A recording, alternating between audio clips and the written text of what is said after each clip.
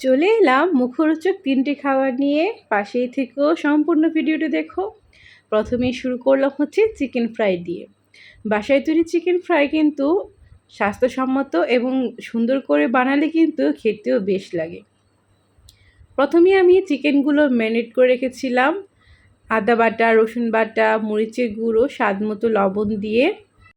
তারপরে একটা মিশ্রণ তৈরি করে নিয়েছিলাম ময়দার আর চালের গুঁড়ো মিশিয়ে। তার মধ্যে দিয়ে দিয়েছিলাম হচ্ছে ময়দা, চালের গুঁড়ো, মরিচের গুঁড়ো, স্বাদ মতো লবণ, সামান্য পরিমাণ হলুদের গুঁড়ো। ভালোভাবে ফেটিয়ে নিয়েছিলাম। তারপরে ম্যারিনেট করা মাংসগুলো ডুবো তেলে ভেজে নিয়েছিলাম। ডুবো তেলে না, জাস্ট ভেজে নিয়েছিলাম। আর এটা খেতে কিন্তু বেশ মচমচা। এটা কিন্তু খুব সিম্পল একটা রেসিপি। তারপরে চলে গেলাম হচ্ছে ভেজিটেবল নুডলসে। প্রথমে কিন্তু নুডলসগুলো সেদ্ধ করে নিয়েছিলাম। তারপরে দেখিয়ে দিচ্ছিলাম কী কী সবজি আমি এখানে ব্যবহার করেছি। এখানে আমি ব্যবহার করেছি হচ্ছে গাজর, বাঁধাকপি, ফুলকপি, পেঁয়াজ কুচি আর মরিচ কুচি। পেঁয়াজটা ভেজে নিয়েছি, তারপরে সবজিগুলো দিয়ে দিয়েছি। এরপরে স্বাদ মতো লবণ দিয়ে দিব। তারপরে ঢাকনা দিয়ে ঢেকে রেখে দিব যাতে সবজিগুলো সেদ্ধ হয়ে যায়। গাজরটা একটু সিদ্ধ হতে কিন্তু এমনিতেই দেরি হয়। আমি বেশিক্ষণ সিদ্ধ করব না, অল্পতেই করব, কারণ নুডলস অত সিদ্ধ ভালো লাগে না, একটু কম সিদ্ধ ভালো লাগে। তারপরেও রান্না করতে করতে কিন্তু এমনিতেই সেদ্ধ হয়ে যায়। এই যে দেখো আমার ভেজিটেবলগুলো কিন্তু সেদ্ধ হয়ে গেছে। একটু ভাজা ভাজাও করে নিয়েছিলাম। তারপরে কিন্তু ডিমটা ভেজে রেখেছিলাম, সেটাও দিয়ে দিয়েছিলাম। তারপরে নুডলসগুলো দিয়ে এটা কিন্তু অনেক স্পাইসি একটা নুডলস। আর এটার ফ্লেভারটাও কিন্তু খুব ভালো, একটা রামেন টাইপের নুডলস এটা। আর মোটা মোটা দেখতেই পাচ্ছ। এটা খেতে কিন্তু বেশ মজা হয়েছিল। খুব সিম্পল রেসিপিগুলো আমি তোমাদের দেখাচ্ছি। জাস্ট বাসায় তৈরি করার জন্য যে উপকরণগুলো বাসায় থাকে সেগুলো দিয়ে কিন্তু এই সম্পূর্ণ রেসিপিগুলো তৈরি করতে পারবে। তারপরে চলে গেলাম হচ্ছে সিঙ্গারা তৈরি করতে। সিঙ্গারা আমার সবচেয়ে পছন্দ।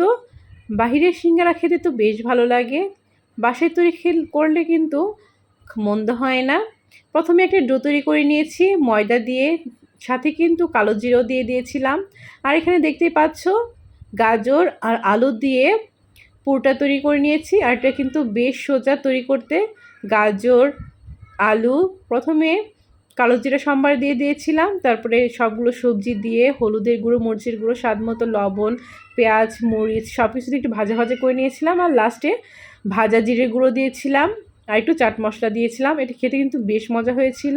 তারপরে এই যে সিঙ্গারার সাইজ দিয়ে ডুবো তেলে ভেজে নিলেই হয়ে যাবে মচমচে সিঙ্গারা। বাসায় তৈরি সিঙ্গারা যদি তুমি ভালোভাবে আর স্বাদ করে বানাতে পারো তাহলে কিন্তু দোকানের থেকেও বেস্ট হবে। এই সবগুলো রেসিপি কিন্তু আমার নিজের হাতে তৈরি করা, আর এগুলো সবগুলোই খেতে কিন্তু অসাধারণ হয়েছিল। বাসায় যদি এমন অসাধারণ নাস্তা তৈরি করা যায় তাহলে কিন্তু বাহির থেকে কিনে খেতে হয় না। আর সব সময় বাহিরের খাবার কিন্তু খেতে স্বাস্থ্যসম্মতও না।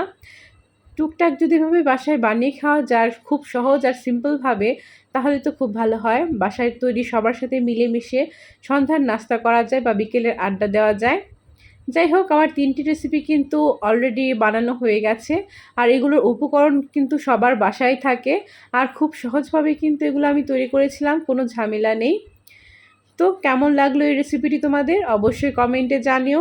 আর কোন রেসিপিটা সবচেয়ে বেশি ভালো লেগেছে তাও কিন্তু কমেন্টে জানিও। ভালো থেকো সবাই, টাটা।